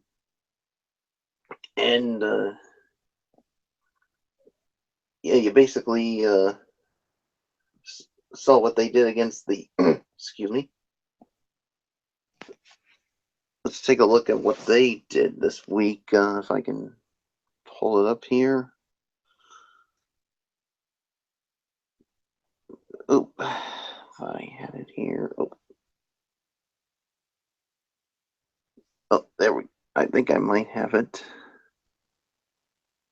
Yeah, for them, of course. And here's the thing. I mean, since our rankings last week, I mean, they did take 2 out of 3 from the American League leading Houston Astros, and I know Florida's not going to like this, but they actually took 2 out of 3 from the New York Yankees. And you take take 2 games from the American League leading Astros and the surprising New York Yankees. That definitely will certainly help it. I mean, they did lose to the Royals last night, and they are losing right now. But I think because of those 2 wins against the Astros in their series last weekend, and then their 2 wins in their series over the Yankees this weekend, I think you have to at least put them in there at number 9. So I agree with Fletch. The Angels are my number 9. So Florio, what's yours? Disagreement here. I actually have the Angels higher, and it's mainly because of that body of work. So no, that I think you guys underscored them a little bit. My number 9 is actually the Tampa Bay Rays. I mean, the main reason why I have them in here is they're 6-4 in the last 10. That's their saving grace, even though they've lost 3 in a row, and they're 500. So 35-35. 7th in runs scored, 7th in ERA, 8th in home runs allowed, 15th in batting average. I think we should have had them in the rankings last week, but we missed it, so we apologize for that. So since our last rankings, they won 3 out of 4 from Oakland. They split a 2-game series with Toronto. They lost the second game to Toronto, and then so far they're 0-2 against the Detroit Tigers. So they have 2 more games against the Tigers this weekend in Detroit, including a Fox Sports 1 game tomorrow, and then they're gonna have a 3-game interleague series with the Cincinnati Reds starting Monday night, and then they're gonna be off on Thursday, and then they start a 3-game series with the Baltimore Orioles. And oh boy, have they free fallen after the great start they had this year. They've gone big time downhill. So that's it. That's all I can say there. So Tampa Bay is my number 9. My number 8. As I move on to number 8, this is where I have my team, the New York Yankees. Just like Tampa Bay, they've lost 3 in a row and they're 6-4 in the last 10. But of course, you know what the ultimate tiebreaker is: better record, first place team. So of course, the Yanks get the benefit of the doubt here. They lead the league in batting average, lead the league in runs scored. They're 3rd in ERA and they're 8th in home runs allowed. Has not been a good week for the Yanks. Well, since our last rankings, they were on a major roll. I mean, they had a 3-game sweep of the Baltimore Orioles, outscoring them 38-8 in those 3 games. And then they did lose 2 out of 3 to the LA Angels of Anaheim. They won the first game against the Angels, and then they lost the other 2. And then they lost in Oakland Thursday night, 8-7. I believe they're winning now against the A's 6-4. So looking good right now. Let's see if they can hang on. They have 2 more games against the A's this weekend, and then they're going to be off on Monday. And then the Los Angeles Angels of Anaheim come into Yankee Stadium in New York starting Tuesday for a 3-game series. And then after that, another 3-game series at home, this time with the Texas Rangers. And I'll tell you right now, Texas Rangers are in my top 5 this week because they're actually playing well again. So we'll find out where they land. So that's all I can say there. So my number 8 is the New York Yankees this time around. So MF, let's have your number 8 there.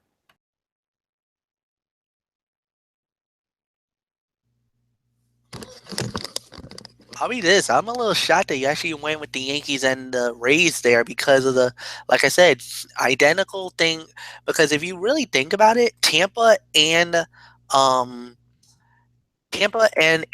Anaheim have the exact identical record, but Anaheim is the LA is 6-4 with 1 loss, where Tampa was with 3 losses. I mean, okay, I can give you the fact that maybe you can go. Well, no, technically, the argument I would say is the Angels are 2nd place in the division. Tampa's in 3rd. I don't know, Florio. I think you might be reaching on this. I do agree with the New York Yankees, though. I'll give you the Yankees. As much as that may pains me to say that, but I will give you the Yankees because they are divisional leaders. So I'll give you the dupe on that. But I'm sticking with my number 9 being the Angels. I will give you the Yankees at number 8. I'm sorry to say, but Tampa is not on my rankings this week. They're out. So with just an agreement to disagree, but that's just between us.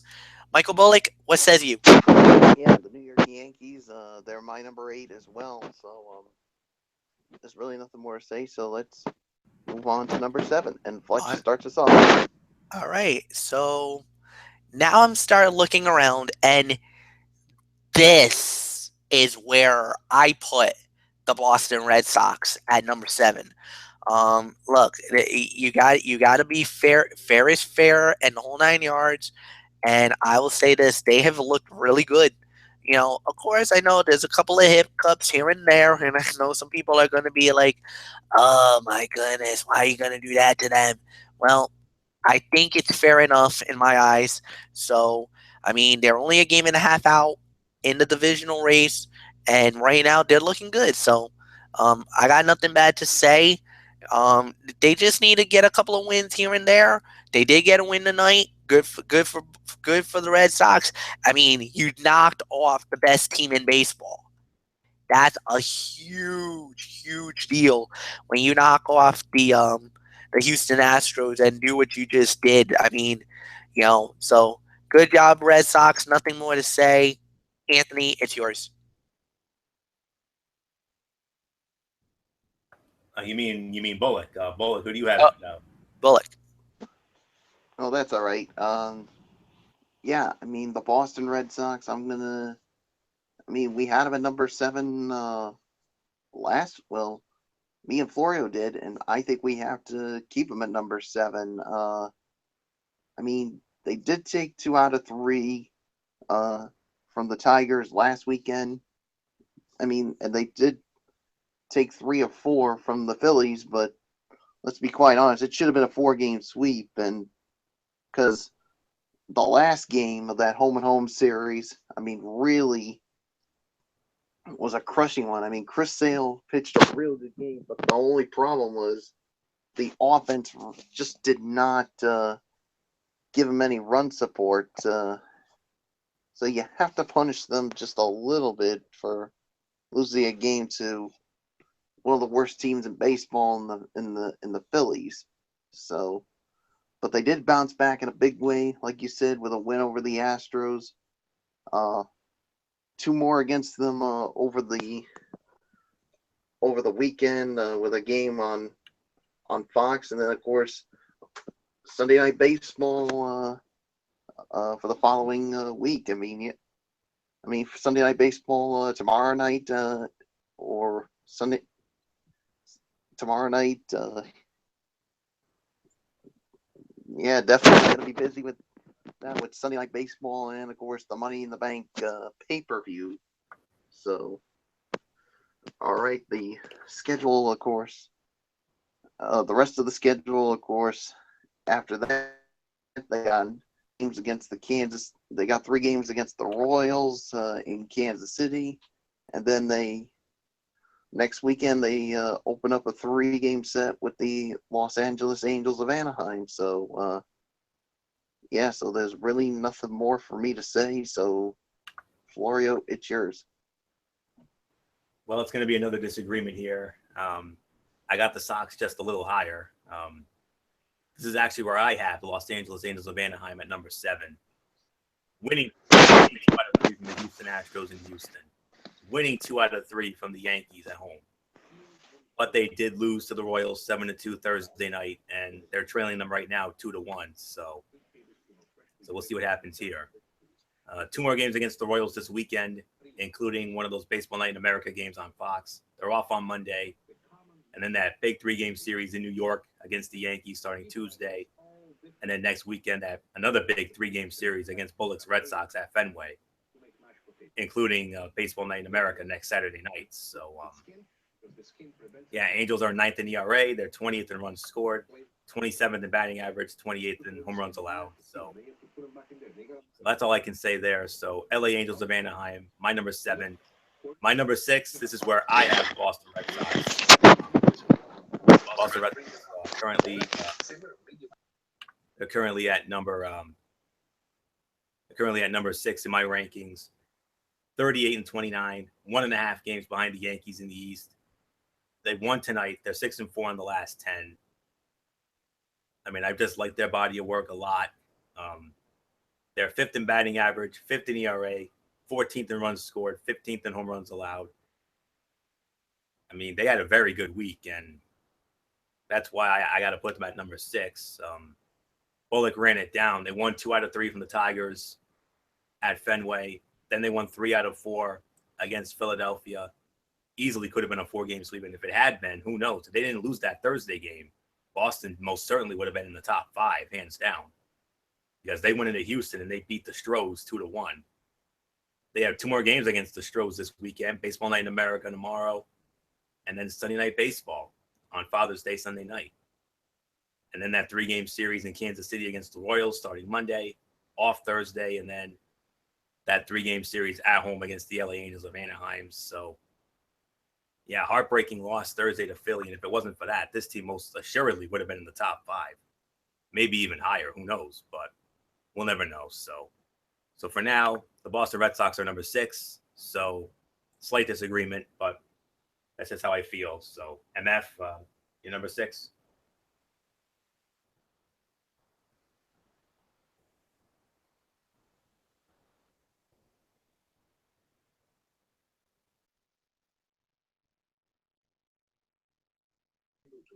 Fletcher, you there?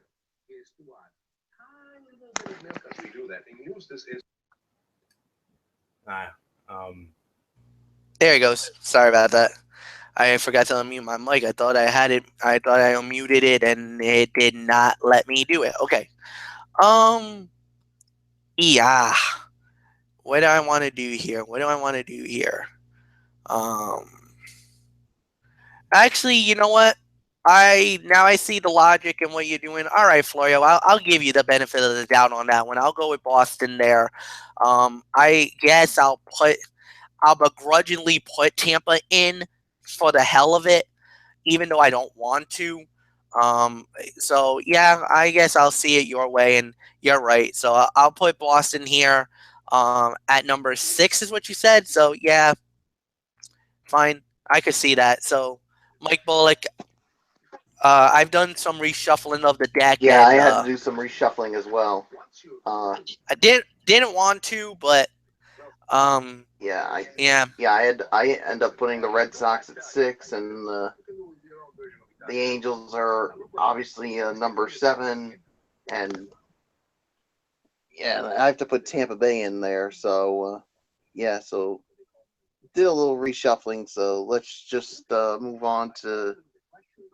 into the top 5 now. And Fletch starts us off. Yeah, so all right. After the reshuffling and after we looked at it, I know top 5 is actually going to get pretty easy. I know a lot of people are probably gonna agree with our top 5 here, so I don't think there's going to be much debate going onward. So I'm just gonna start it here. My number 5, I want to put. Is it going to be the LA Dodgers, or is the Dodgers a lot more higher? Want to check. Hold on. No, Dodgers will not make it. Dodgers are higher. So let's see. It's not the Nationals. It's not Miami because under 500. But do I want to put Milwaukee there, or are they higher? Because I know who number 1 is. I just saw who number 1 is. I see who number 2 is. I see 3. I think I see number 3. Hold on. Florio, just go. Yeah, take it quickly. I think I want to nail this down. So, just go. I got it. Go ahead first, and then we'll go. I got it. Number 5, my number 5 is the Milwaukee Brewers. They're number 5 for me. They've won 4 in a row. They're 6-4 in the last 10 games. They lead the NL Central by 2.5 over the Cubs. They're 6th in runs scored, 11th in home runs allowed, 15th in ERA, and 16th in batting average. So, they're coming around again. I mean, It's been a while since we've had them in our rankings. So, but nice to see them playing well again. They did lose 2 out of 3 to Arizona last weekend, but then made up for that in a big way, winning 3 out of 4 from the St. Louis Cardinals in St. Louis. They lost the first game of that doubleheader, but then they won the second game, and then they won games 3 and 4 against St. Louis, and then they beat San Diego tonight 6-5. So they've now won 4 in a row. They have 2 more games against the Padres this weekend at home, and then they got the Pittsburgh Pirates coming in for 4 starting on Monday. And then next weekend, they go up to Atlanta to take on MF's Braves at SunTrust Park for a 3-game series. So, yeah, Milwaukee coming out at the right time. Their outstanding young, their great young star Eric Timms with a walk-off home run recently. So, yeah, loving the body of work. So, number 5, Milwaukee Brewers. MF, does that help? I was thinking Milwaukee. I wasn't really sure if I wanted it to pull the trigger on them or not. And I guess, yeah, all right, I get it. I see it. I'll pull the trigger. I'll say Milwaukee as well. I was really debating if I was gonna do it or not. But it looks like you kinda, yeah, I just don't see any other position or any other team that would be worthy enough of it. So, I mean, Milwaukee, you got it. Bullock, I'll give it to you. Yeah, the Milwaukee Brewers are my number 5 as well. So, yeah, there's really nothing more to say. So let's move on to number 4. And Fletch, I don't know if you're ready for this one. I am. Actually, it's doesn't Anthony I go? can actually take it. All right, go Bullock. All right, my number 4. All right, good night. Yeah. All right, my number 4. Oh, hold on, this thing just froze up on me. Oh, there we go. Thought I. My number 4. I'm actually gonna go with the LA Dodgers as my number 4. Yeah, they're basically they are 7-3 in their last 10 games. They're 42-26. They've won 1 in a row. Yeah. Yeah. Excuse me. Yeah. Sorry about that again. Yeah, the LA Dodgers are my number 4. So, yeah, I'm just trying to bring up the thing of the Dodgers. Yeah. Oh, there we go.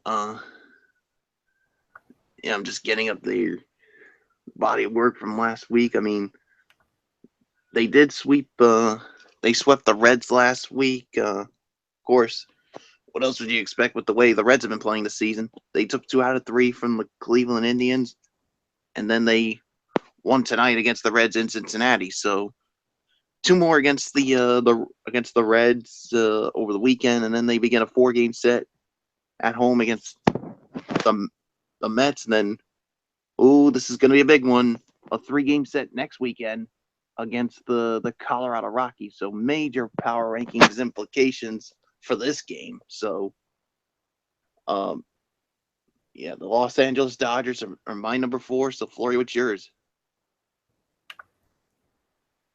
Nope.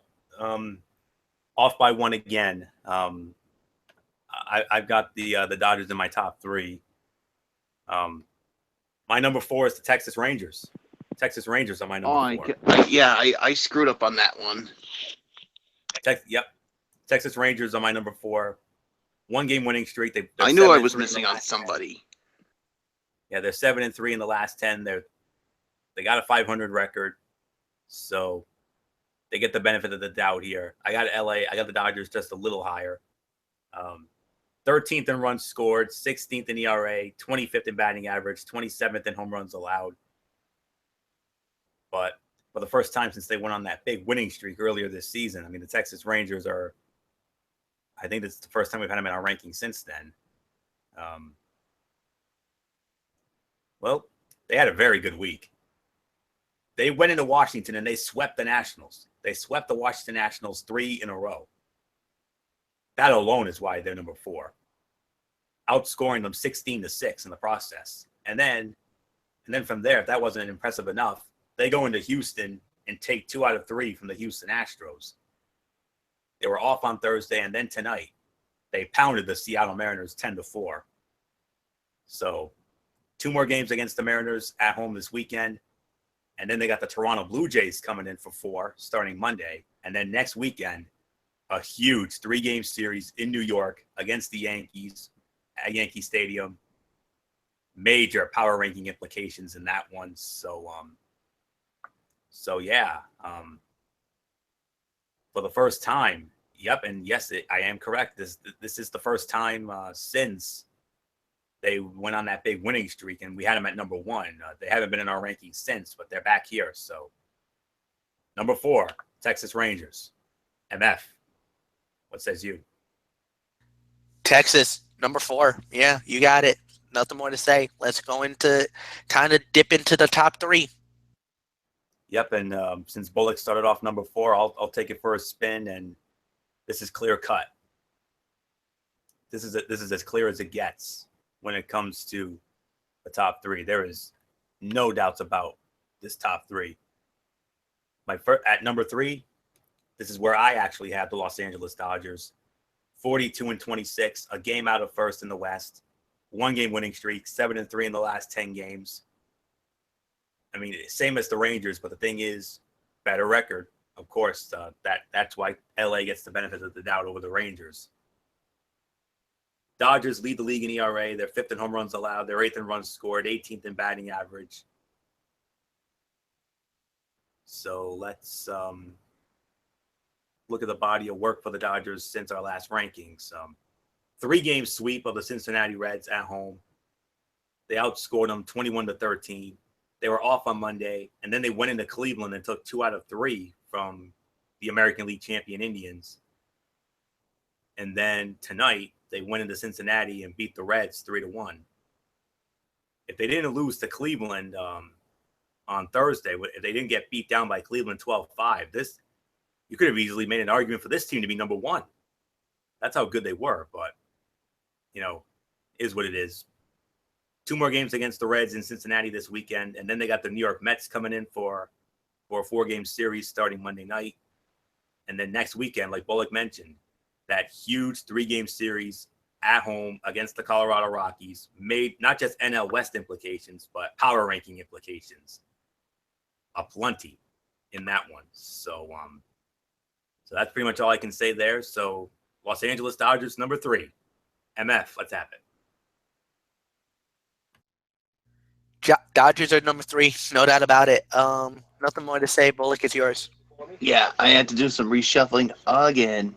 My number 4 was the Texas Rangers, and number 3 is the Dodgers. So nothing else to say. Fletch, let's get to number 2.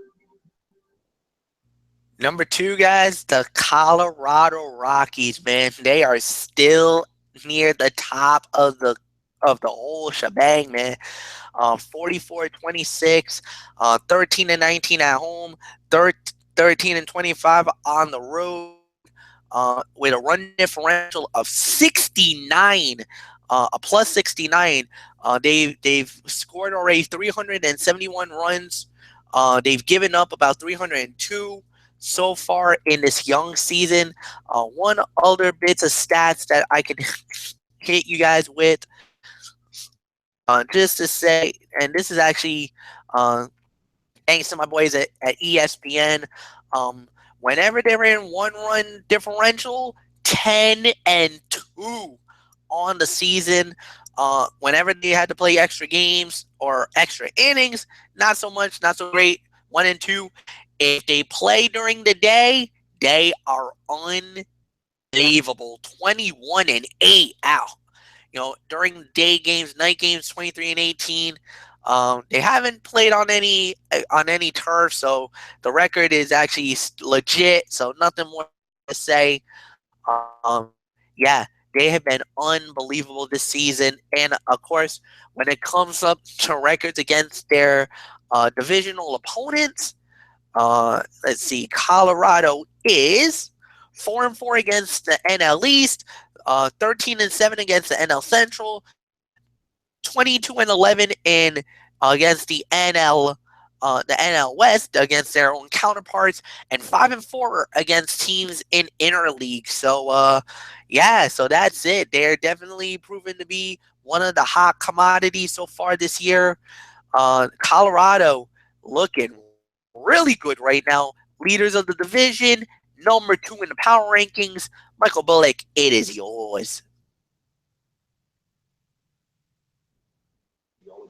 Yeah, number 2 is the Colorado Rockies. So nothing else to say except Florio, it's yours. Colorado Rockies, number 2. They've won 3 in a row, 7-3 in the last 10 games. Best record in the National League. 19-13 at home, 25-13 on the road, not 13-25 MF. If they were 13-25 on the road, they wouldn't even be in our rankings. Let's not kid ourselves. But second in runs scored, 4th in batting average, 9th in ERA, 13th in home runs allowed. They have a game lead over the Dodgers and D-backs in the NL West. Since our last rankings, they won 3 out of 4 from Matt Ward's Chicago Cubs in Chicago. The major difference here, they did lose 2 out of 3 to the Pittsburgh Pirates in Pittsburgh. And then so far, they're 2 for 2 against the San Francisco Giants. They won Thursday 10-9, and then they won 10-8 tonight. 2 more games against the Giants this weekend. Then they're going to be off on Monday. And then a huge series with the Arizona Diamondbacks at home starting Tuesday night, 3-game series, power ranking and NL West implications aplenty. And if that wasn't bad enough, after they host Arizona, they then have to go to LA for a huge 3-game series with the Dodgers next weekend, rather. So we'll find out if this team is for real soon enough. So that's all I can say there. You guys pretty much made everything else there. So number 2, slight drop from where they were last week. Last week we had them at number 1. This time around they go down. So they're number 2, and number 1, no question about this. I think we all know who our number 1 is, don't we, Michael Bullock? Oh yes, we definitely know who this number 1 team in our power rankings for this week is, without question, the Arizona Diamondbacks. That's the number 1 team in our power rankings for this week. They've been playing really good baseball as of late. 8-2 in their last 10 games. They've won 5 in a row. They're only a game back in the National League West at 42-26. But yeah, this team has been playing so well lately, and let's take a look at what they've done since our last power rankings last week. They did lose. They did lose 2 out of 3 to the. They did win 2 out of 3 from the Brewers, is what I was trying to say. They did take 2 games from the Detroit Tigers, and then they got a win over the Phillies tonight. So, of course, their schedule coming up until our next power rankings next week. 2 more with the Phillies. They have an off day on Monday, and then they have a 3-game set with the Colorado Rockies, and then next weekend at home they have another 3-game set with the Phillies. So yeah, can they continue to play well? You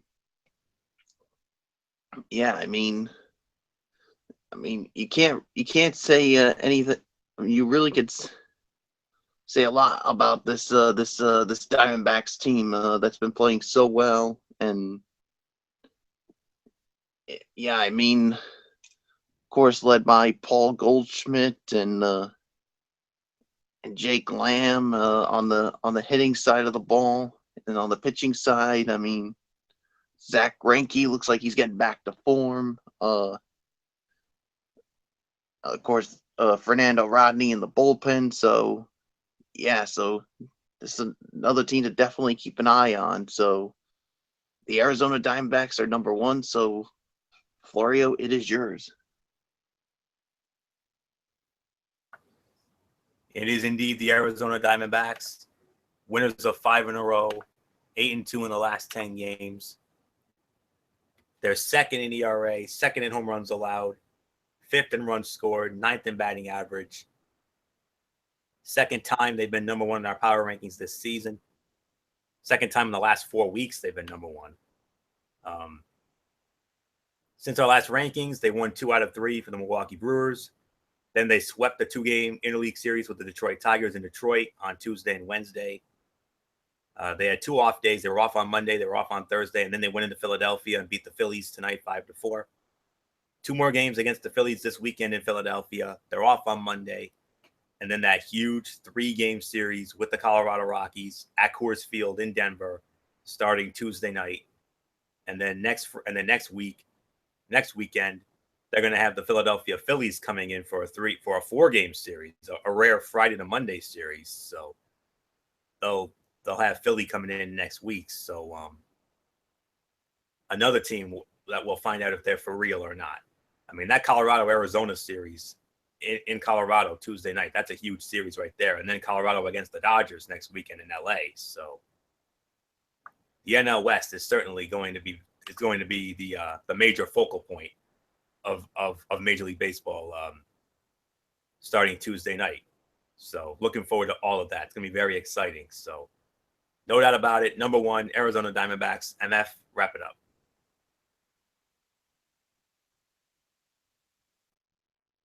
Short, sweet, and straight to the point, like we always say. Arizona Diamondbacks number one with a bullet. Anthony, let's take it on home. Yep, and that will put the ball on this edition of Strictly Sports. We want to thank you all so very much for tuning in. We're going to have our shout-outs here. So Bullock or MF, whoever wants it first, it's all yours. All right, I'll take it off first. First, I want to say thank you to all the great fans out there for making the show as awesome as it is. As always, you guys are the best fans in the world. You guys already know that. Special shout-out to the super fans. You guys know who you guys are. Junior high and high school day fans. You guys are awesome as always. 2184 crew. I love you guys to death.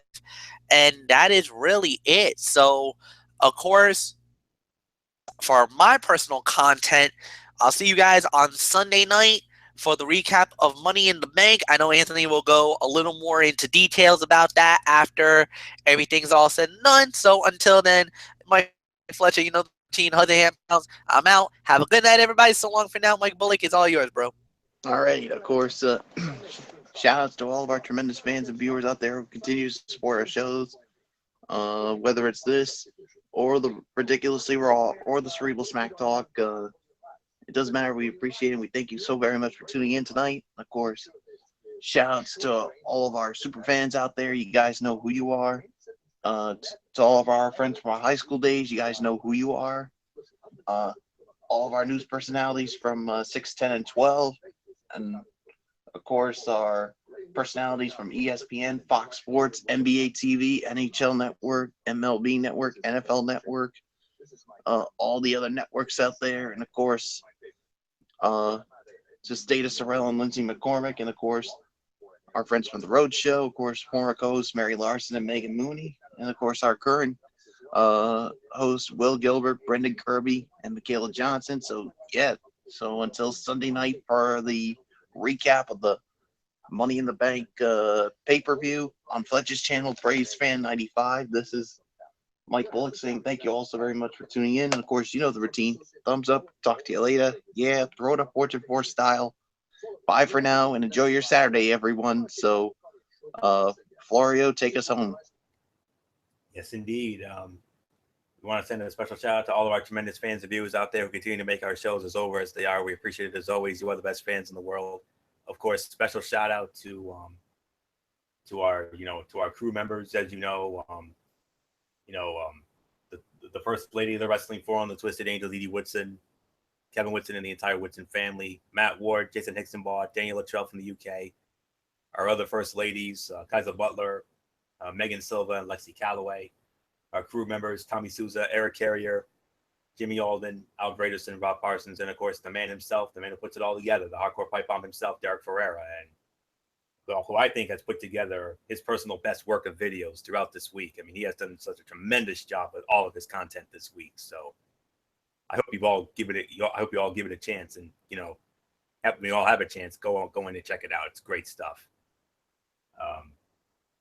And of course, all of our personalities, 6, 10, and 12, like Bullock said.